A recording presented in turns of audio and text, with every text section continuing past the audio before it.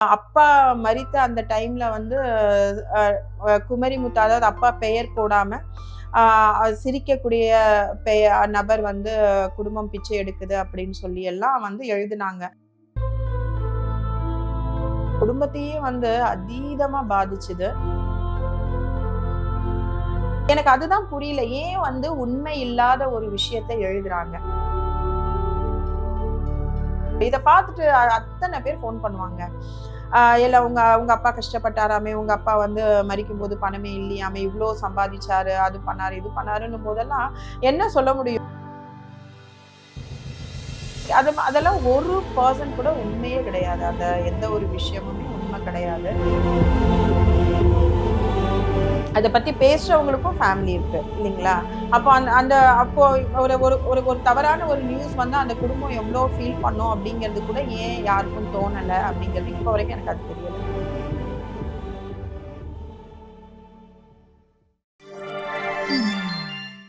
வணக்கம் மக்கள், this is Vijay Pranesh. நீங்க பார்த்துட்டு இருக்கிறது டேக் ஒன் தமிழ். இன்னைக்கு என் கூட இருக்க ஒரு ஸ்பெஷல் கெஸ்ட் யாரு அப்படின்னு சொல்றதுக்கு முன்னாடி அவங்களுடைய அப்பா யாரு அப்படிங்கறத நான் இங்க சொல்லி ஆகணும்.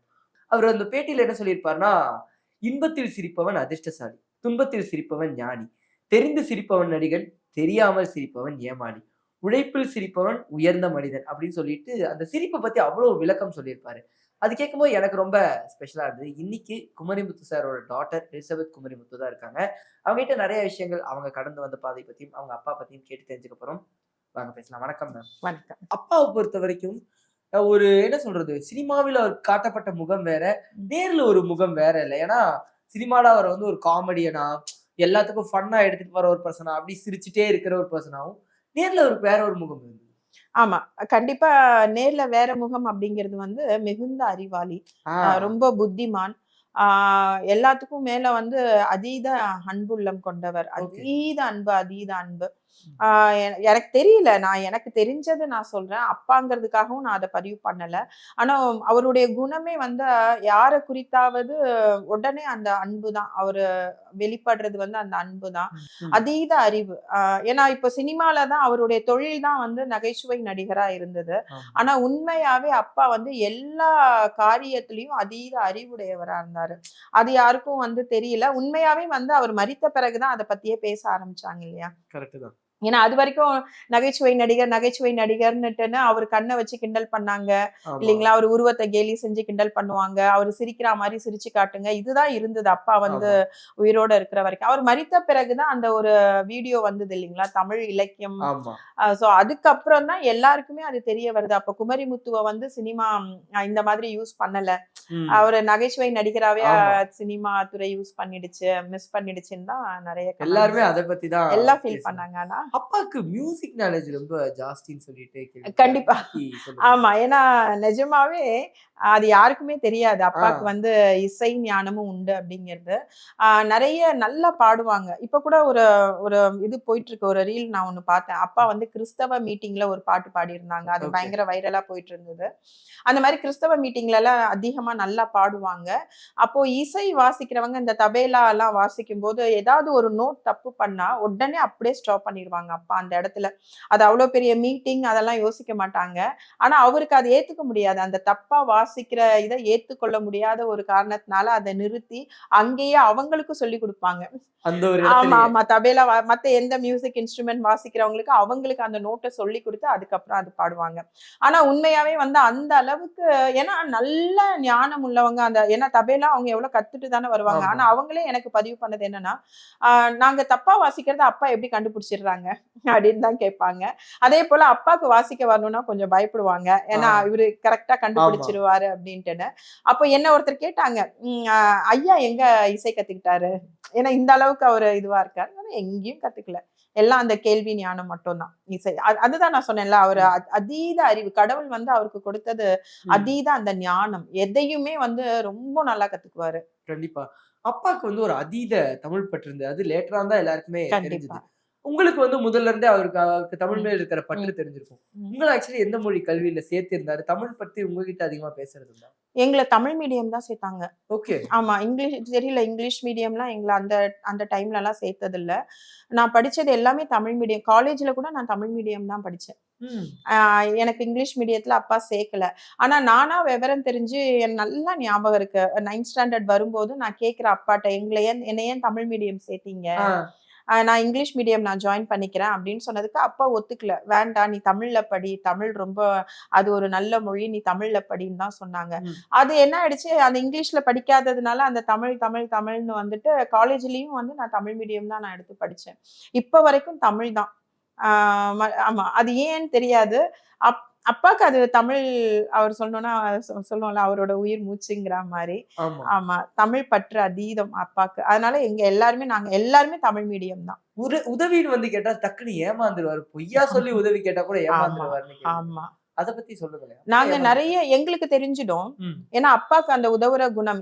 எப்போ வந்து யாரு பணம் கேட்டாலும், அவர்கிட்ட இல்லன்னாலும் யார்கிட்டயாவது வாங்கியாவது அவர் குடுத்து அனுப்புவாரு. சரி அவங்க ம். என்னம்மா இல்லன்னு தானம்மா வந்து நிக்கிறாங்க. ம். நானும் இல்லன்னு சொல்லிட்டா என்ன பண்ணும்? அப்படிதான் அவரு பேசுவாரு. நானும் இல்லன்னு சொல்லிட்டா எங்க போவாங்க? அப்படின்னு யார்கிட்டயாவது கூட அரேஞ்ச் பண்ணி அத குடுத்து அனுப்புவாங்க. ஆனா, எங்களுக்கு தெரியும் இவங்க பொய் சொல்லி தான் வாங்குறாங்க அப்படிங்கிறது எங்களுக்கு நல்லாவே தெரியும். ம். அத சொன்னா கூட, "அப்பா அவங்க வந்து பொய் சொல்லி வாங்குறாங்கப்பா. நீங்க அதுக்கு ஏன்பா இப்படி அரேஞ்ச் பண்ணி நீங்க குடுக்குறீங்கன்னு?" கேட்டா, அதுக்கு அவர் சொல்றது என்னன்னா, ஆ அவ பொய் சொல்றான்னா, அது கடவுள் பார்த்துக்கட்டும். ம். என்கிட்ட உதவின்னு வந்துட்டா. ஸோ நான் கண்டிப்பா அது செஞ்சே ஆகணும். அப்படி பாக்கெட்ல எவ்ளோ இருக்கோ அவ்வளத்தையும் தூக்கி, தனக்கு அடுத்தது தான் என்ன பண்ணுவோன்றது என்னைக்குமே அவர் யோசிச்சுலாம் நான் லைஃப்ல பார்த்ததே இல்ல. அப்பா நெறைய குடும்பங்கள வந்து மாசம் பார்த்துட்டு இருந்தாரு, போஷிச்சுட்டு இருந்தாரு. அப்பா! அதுவும் செஞ்சுட்டு இருந்தாரு. கரெக்ட்டா அந்த குடும்பத்துக்கு கரெக்ட்டா பணம் போயிடும். அதேபோல நம்ம நாடக நடிகர்கள் நெறைய பேர் இருக்காங்க இல்லையா? ஸோ கஷ்டப்படுறவங்க நெறைய பேர் இருக்காங்க. அவங்களுக்கும் அப்பா மாசம் மாசம் பணம் குடுத்துட்டு இருந்தாங்க. பணம் அது கரெக்ட்டா அவங்களுக்கு அது போயிடும். அவங்க என்ன பண்ணுவாங்க? எனக்கு தெரிஞ்சு உதவியில வந்து அப்பா செஞ்சதுல வந்து உண்மையா வாங்குனவங்க ஒரு சிலரா தான் இருக்கணும். மத்த எல்லாம் அவருடைய ஈகை குணத்த பயன்படுத்தி பொய்யா பொய்யா வாங்கினவங்க தான் அதிகமா இருப்பாங்க. உங்களுக்கு ஒரு சில விஷயங்கள் எவ்வளவு கஷ்டமா இருந்தது? ஏன்னா, அப்பா வந்து 2016ல தவறுனாருன்னு நெனைக்கிறேன். அந்த டைம்லயா இருக்கட்டும், இல்ல அதுக்கப்புறம் இப்ப ரீசென்ட் டைம்ஸ்லயா இருக்கட்டும், பல ஃபேக்கான நியூஸ் வந்து அவர் மேல சொல்லப்படும். ம், ம், ம், நெறைய ஃபேக்கா சொல்லப்படும். ம், உண்மையா இல்லாத பலதெல்லாம் படிக்கும்போது, ம். உங்களுக்கு எவ்வளோ ஹர்ட்ஃபுல்லா இருக்கு? அது அம்மாவ எந்த அளவு ஹர்ட் பண்ணுது? இல்ல ரொம்ப பாதிக்கும். குடும்பத்தையே வந்து அதீதமா பாதிச்சது. அப்பா இறந்த அந்த நாட்கள்ல இருந்தே சொல்றேன். இன்னைக்கு வரைக்கும் சில விஷயங்கள் வந்து தவறா தான் நெறைய காரியங்கள் தவறா தான் பதிவு பண்றாங்க. அது ஏன்னு எனக்கு தெரியல. ஆ அப்பா மரித்த அந்த டைம்ல வந்து அ குமரிமுத்து அதாவது அப்பா பெயர் போடாம, ஆ சிரிக்கக்கூடிய நபர் வந்து குடும்பம் பிச்சை எடுக்குது அப்படின்னு சொல்லி எல்லாம் வந்து எழுதுனாங்க. ம். எனக்கு அதுதான் புரியல. ஏன் வந்து உண்மை இல்லாத ஒரு விஷயத்த எழுதுறாங்க? அது எனக்கு புரியல. அதனால அது என்ன லாபம்னு எனக்கு தெரியல. அது மாரி நெறைய ஒரு சில விஷயங்கள் வந்து இருந்தது. ம். அதாவது அப்பா வந்து ரொம்ப கஷ்டப்பட்டதாகவும், அப்பா வந்து மரிக்கும்போது பணமே இல்லாம அவர் இருந்ததாகவும்லாம் வந்து நெறைய எங்களுக்கு அதெல்லாம் ஒரு பெர்சன்ட் கூட உண்மையே கிடையாது. அந்த எந்த ஒரு விஷயமுமே ம். உண்மை கிடையாது. இத பார்த்துட்டு அத்தன பேர் ஃபோன் பண்ணுவாங்க. இல்ல உங்க உங்க அப்பா கஷ்டப்பட்டாராமே, உங்க அப்பா வந்து மரிக்கும்போது பணமே இல்லையாமே, இவ்ளோ சம்பாதிச்சாரு, அது பண்ணாரு, இது பண்ணாருன்னும் போதெல்லாம் என்ன சொல்ல முடியும்? ஆனா நிஜமா வந்து அம்மாவெல்லாம் அது ரொம்ப அதீதமா பாதிச்சது. ம்.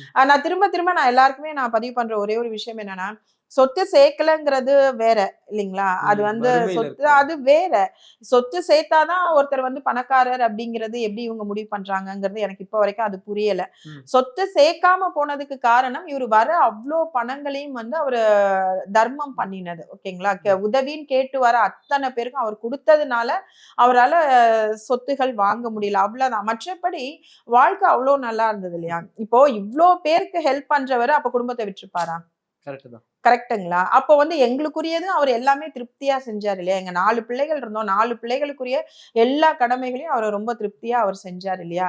அத பத்தி பேசுறவங்களுக்கும் ஃபேமிலி இருக்கு இல்லைங்களா? புரியுது. அப்போ அந்த அந்த அப்போ ஒரு ஒரு ஒரு ஒரு தவறான ஒரு நியூஸ் வந்தா அந்த குடும்பம் எவ்ளோ ஃபீல் பண்ணும் அப்படிங்கிறது கூட ஏன் யாருக்கும் தோணல அப்படிங்கிறது இப்ப வரைக்கும் எனக்கு அது தெரியல.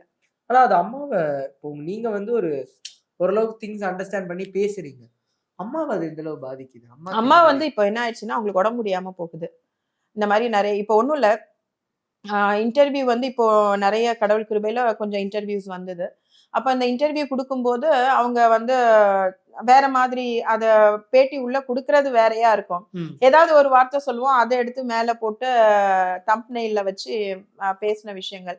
அத ஃபோன் பண்ணி எல்லாரும் கேட்க ஆரம்பிச்சாங்க. அதுல அம்மாக்கு நிஜமாவே கொஞ்சம் உடம்பு முடியல. என்னுடைய பையன் வந்து லண்டன்ல இருக்கான் நான் ஆமா. சொல்றேன்.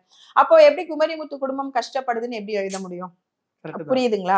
இப்ப என் தங்கச்சி பையன் இப்ப லைலால ஜாயின் பண்ணியிருக்காங்க. சோ பிள்ளைங்க படிக்குது. நல்ல நல்ல நல்ல ஸ்கூல், நல்ல காலேஜ். இப்ப என் பையன் லண்டன்ல இப்ப 2வது பையனும் லண்டனுக்கு போறான். சோ அந்த மாரி அப்ப எப்படி என்ன கஷ்டப்படுது? நல்லா இருக்கும் கடவுள் கிருபையில. இல்ல ரொம்ப நல்லா ஆ. இருக்கோம் நாங்க. அக்கா பிள்ளைங்க வந்து சன் டிவில வொர்க் பண்றாங்க. அக்கா பிள்ளைங்க ஓகே. 2 பேருமே சன் டிவில வொர்க் பண்றாங்க. அவங்களும் நல்லா இருக்காங்க.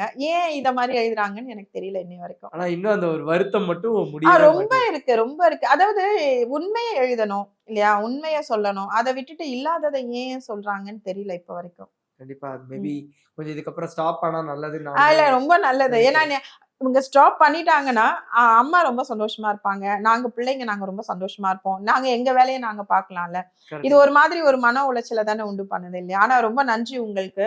ம். காரணம் என்னன்னா, இது எனக்கு ரொம்ப ஒரு வருத்தமாவே எனக்கு இருந்துட்டே இருந்தது. ஸோ இன்னைக்கு அது பதிவு பண்றதுக்கு ஒரு வாய்ப்பு கிடைச்சது. ரொம்ப நன்றி. பரவால்ல. அது இதுக்கப்புறம் மாறும்னு இல்ல நம்மளும் நம்பலாம். கண்டிப்பா. அதுதான். மாறினா ரொம்ப சந்தோஷம். கண்டிப்பா. அப்பா மேல ஏதாவது ஒரு விஷயத்துக்கு கோவப்பட்டு வருத்தப்பட்டது உண்டாச்சா? அப்பாட்ட இதுக்கு போய் கோவப்பட்டுட்டோமேன்னு. அப்பா பிழைக்க தெரியாம இருந்துட்டாங்கல்ல. அந்த ஒரு விஷயம் தான். ம். அவரு வந்து அப்பா வந்து ஒரு விஷயம் ஆசைப்பட்டாங்க. ட்ரஸ்ட் ஒண்ணு வச்சிருந்தாங்க. ஆ. ஆ ம். அந்த ட்ரஸ்ட் வந்து இப்போ அது செயல்படல. அத அப்படியே நாங்க விட்டுட்டோம். எனக்கு அதெல்லாம் ஒரு ஆசை உண்டு. மறுபடியும் அது வந்து புண்ணியம் ட்ரஸ்ட் அம்மா பேர்ல தான் ம். இருக்கு. அத திரும்ப கொண்டு வந்து மறுபடியும் அப்பா அதுல என்னென்ன தர்மங்கள் செஞ்சுட்டு இருந்தாங்களோ, அதெல்லாம் திரும்ப நான் செய்யணுங்கிற அந்த ஒரு ஆசை, அதுவும் எனக்கு இருக்கு. எனக்கு அப்பாவ பர்சனலா நான் யோசிக்கிறோம்னா, அவரு எதுவுமே அவரு தனக்காக எதுவுமே செஞ்சுக்கிட்டது இல்லல்ல. அவரு தனக்குன்னு எதுவுமே தனக்குன்னு அவரு ஒரு ட்ரெஸ் வாங்கி நான் பார்த்ததில்ல. தனக்குன்னு அவரு ஒரு ஸ்லிப்பர் வாங்கி நான் பார்த்ததில்ல. தனக்குன்னு அவர் பணம் எடுத்து வச்சு நான் பார்த்ததில்ல. தனக்குன்னு ஆசைப்பட்டு ம். சாப்பிட்டு நாங்க பார்த்தது கிடையாது. ஆ எல்லாமே அதே இப்போ வந்து எனக்கு வந்து அந்த பாயா, இந்த நண்டு இதெல்லாம் ரொம்ப ஆ. பிடிக்குமா? இவரு என்ன பண்ணுவாரு, வாங்கிட்டு வந்துட்டு ஒரு ஃபோன் அடிப்பாரு. "மக்கா, காலையில வந்துரு என்ன, வீட்ல பாயா வந்துரு" அப்படின்னுவாரு. ஐயோ! அந்த மாதிரிலாம். காலையில எல்லாரும் அங்க ஆஜராயிடுவோம். ஸ்கூல்ல இருந்தா கூட பிள்ளைங்களெல்லாம் அனுப்பிச்சுட்டு காலையில எல்லாரும் ஓடி போய் அங்க இருந்துருவோம். ஸோ அந்த மாரி எல்லாம். இவ்ளோ எங்கள பார்த்தாரே தவிர, அவரு என்னைக்குமே வந்து அவர் பார்த்துக்கிட்டது பிரையாரிடைஸ் இல்ல. பண்ணவே இல்ல அவரு. அவரு தன்ன குறித்து எந்த இடத்துலயுமே இன்னைய வரைக்கும் நான் யோசிச்சு பார்க்கிறேன். எங்க அப்பா வந்து தன்ன குறித்து எந்த இடத்துலயாவது அவர் யோசிச்சிருக்காரா? அப்படின்னா, எந்த இடத்துலயுமே யோசிக்கல. எல்லாம் முழுக்க முழுக்க அம்மா. அம்மா, நாங்க பிள்ளைங்க, பேர பிள்ளைங்க. அவரு அதீதமா யோசிச்சது பேர பிள்ளைங்க. அதேபோல ஒரு விஐபி ஒரு வெளியில போறாங்கன்னு வச்சுக்கோங்களேன். ம். அது ஏதோ ஒரு இதுவா அந்த ஒரு கார்ல ஒரு அப்படியே ஒரு அப்படி அப்படி சேஃப்டிலாம் ஆமா. இவரு வந்து பிள்ளைகள கூட்டிட்டு, அந்த பிள்ளைகள போய் ஒரு ஹோட்டல்ல உட்கார வச்சு, அதுங்க சாப்பிடுறத ரசிச்சு பார்த்துட்டு, ரொம்ப ஒரு சாதாரண ஒரு தாத்தா தான். ம். அவர் வந்து அந்த ஒரு விஐபிங்கிறதெல்லாம் பேர பிள்ளைங்கட்ட அதெல்லாம் காட்டவே மாட்டாரு. அழகா உட்கார வச்சு சாப்பிட்டு கூட்டிட்டு, அத வாங்கி குடுத்து அவங்க சாப்பிடுறத பார்க்கறது இவருக்கு ஒரு அந்த சந்தோஷத்த தான் அவர் அனுபவிச்சாரு. புரியுதுங்களா? எங்க புரியுது. அப்பா நிஜமாவே சொல்லணும்னா அதுதான். எனக்கு எங்க அப்பாவ பத்தி நான் சொல்லணும் ஒரு வார்த்தையில அப்டின்னா, இது ஒண்ணுதான். தான் தான் வாழாமல். வாழாமல் பிறரை வாழ வைத்தவர். கரெக்ட்டு தான். ஆனா அப்பா வந்து எந்த ஒரு விஷயத்துக்குனாலும் கேட்டோனே காசு எடுத்து குடுத்துருவாருன்னு நீங்க சொல்லியிருந்தீங்க. ஆனா அவரு யோசிக்கவே மாட்டாரு. டக்குனு இந்த விஷயம் வந்துட்டா, எத பத்தியுமே யோசிக்க மாட்டாருன்னா, எந்த விஷயத்துக்கு அப்படி காசு எடுத்து குடுத்துருவாரு? படிப்பு. படிப்புன்னு வந்துட்டா ஆமா. படிப்புக்கு எவ்ளோ வேணா செலவு பண்ணுவாரு. அவர் சொன்னது என்கிட்ட கூட அவரு வந்து சொல்லும்போது ஒரு விஷயம் தான். "எவ்ளோ படிக்கணும்னு நெனைக்கிறியோ படி. நான் எப்படியாவது உன்ன படிக்க வைப்பேன்." அதுதான். நான் பிஎஸ்சி வரைக்கும் தான் படிச்சேன். ம். அதுக்கப்புறம் அப்படி அதான் அந்த கைட் பண்றதுக்கு சரியான ஒரு இது ம். இல்ல. அதனால அப்படி நான் விட்டுட்டேன். ஸோ அதனால அந்த படிப்பு அதனால தான் அவர் நெறைய பேர படிக்க வச்சாரு அப்பா. ம். படிப்புக்குன்னு யாராவது வந்து நின்னுட்டாங்கன்னா, அவரு எப்படியாவது அவங்கள வந்து அதுவும் அ இப்போ ஒருத்தர் எப்படி படிப்புக்குன்னு போனாக்கா, இந்த மாசம் ஒரு ஃபீஸ கட்டுனாங்க. ஆமா. அப்படிலாம் கிடையாது. ஒருத்தர் போயிட்டாங்க அப்பா கிட்ட, அந்த படிப்பு முடியிற வரைக்கும் அவரே கூப்பிட்டு கூட நெறைய பேர கேட்டு கட்டி நான் பார்த்துருக்கேன். ஆ. புரியுதுங்களா? அதனால அவரு ரொம்ப அதீதமா அவரு பணம் சந்தோஷப்பட்டு செய்றாரு அப்படின்னா, அந்த படிப்புக்கு செய்வாரு. நீங்க ஆனா வருத்தப்பட்டதுண்டா? இப்ப அப்பா எல்லாருக்கும் செஞ்சது பெருமைதான், அது சந்தோஷம் தான். இருந்தாலுமே குடும்பத்துக்கு பண்ணிட்டு இதெல்லாம் பண்ணியிருக்கலாமேன்னு எப்பயாவது வருத்தப்பட்டதுண்டா? இல்ல கண்டிப்பா வந்து ஒரு நாளும் வருத்தப்பட்டது கிடையாது. வருத்தப்படுற அளவுக்கு அவர் வச்சுக்கிட்டதும் கிடையாது. ம். ஆ ஏதாவது கேட்டோம் அப்படின்னாக்கா, உடனே அப்பா சொல்லுவாரு, "நான் தான் இருக்கேன்லம்மா, உங்களுக்கு நான் இருக்கேன்ல. நான் இருக்கேன்ல, நான் பார்த்துக்குவேன் உங்கள" அப்படின்னுவாங்க. ஆனா நிஜமா மனுஷன் சொன்ன வார்த்தை, அவரு மரிக்கும் நாள் வரைக்கும் அவர் தான் எங்கள பார்த்தாரு. அந்த சொன்ன வார்த்தை, நான் இருக்கேன்ல, நான் பாத்துக்கிறேன் அப்படின்னு சொன்ன அந்த வார்த்தை வரைக்கும் அவர் பாத்துக்கிட்டாரு. அதனால அப்போ எங்களுக்கு எந்த இதுவுமே வந்து அவர் அப்பா இவ்வளவு கொடுக்குறாங்களே, நமக்கு எதுவும் சொத்து சேர்க்கல அப்படிங்கிற அந்த அதெல்லாம் தோணவே தோணாது. ஏன்னா சந்தோஷமா வச்சிருந்தாரு அப்பா எங்கள. ரொம்ப சந்தோஷமா. ம். அதனால தோணாது. நிறைய விஷயங்கள் பேசணும். அதாவது இல்ல, ஆமா, பல நிச்சயமா. இடங்கள்ல சிலதெல்லாம் பேச முடியாத பல இல்ல, விஷயங்களையும் நிஜமா, நிஜமா, நிஜமா, நிஜமா நான் வந்து டேக் ஒன். இங்க வந்து என் மனசுல இருக்கிறதையும் என்னால நெறைய பேச முடியும். ஏன்னா, அந்த கேள்விகள் நீங்க அந்த அந்த மாதிரி அது கேட்கறதுனால என்னால பேச முடிஞ்சது. அதேபோல மற்ற இடங்கள்ல உள்ள சில விஷயங்கள் என்னால சொல்ல முடியாததெல்லாம் இங்க தானாவே வந்துருச்சு. ம். ரொம்ப நன்றி. ரொம்ப நன்றி இந்த பேட்டிக்கு. அதாவது தேங்க் யூ. தெரியாத பலருக்கும் இந்த விஷயம் தெரியும். கண்டிப்பா, ஒருவேளை கண்டிப்பா. தவறாக பிரதிபலிக்கிறவங்களுக்கும் இந்த விஷயம் கண்டிப்பா, புரியும்னு நான் கண்டிப்பா, நினைக்கிறேன். கண்டிப்பா, இந்த ஒரு கண்டிப்பா. பேட்டிக்கு ரொம்ப ரொம்ப தேங்க் யூ, நன்றி. Thank you, thank you, thank you.